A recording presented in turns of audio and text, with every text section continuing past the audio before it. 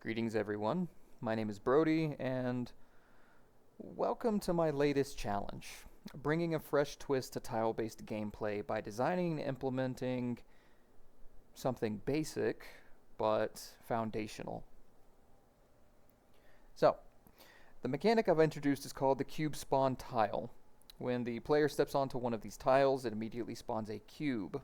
There's no puzzle sequence, there's no fancy interaction, just a reactive object with purpose. The cube is designed to land directly on pressure plates, switches, or other environmental triggers that would enhance or advance gameplay.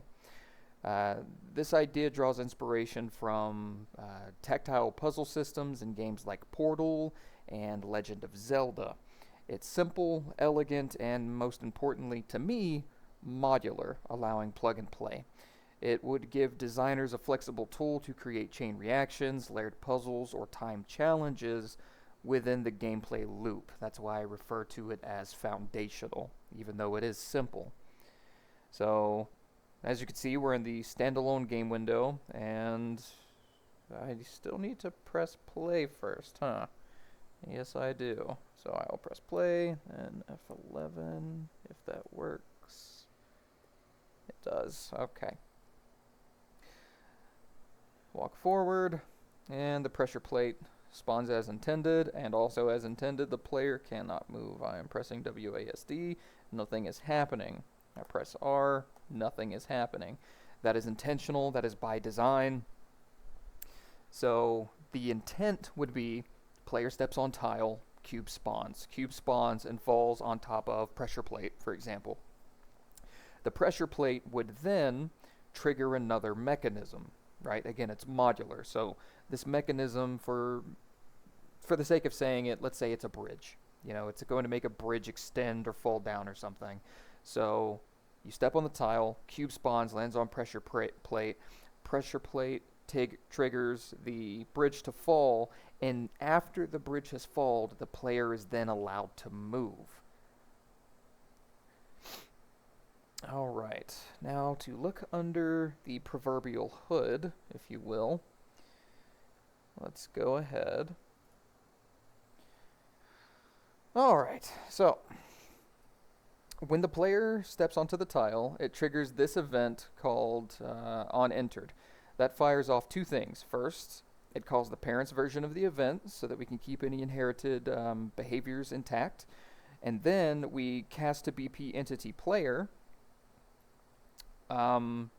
which confirms that my understanding is that it confirms that it was actually the player who stepped on it. Like it's more confirmation. And once it's confirmed, this will temporarily disable player input. It's just preventing any movement hiccups while the cube is spawning after a short delay, and as about half a second here, we grab the tile's current location and offset it upwards.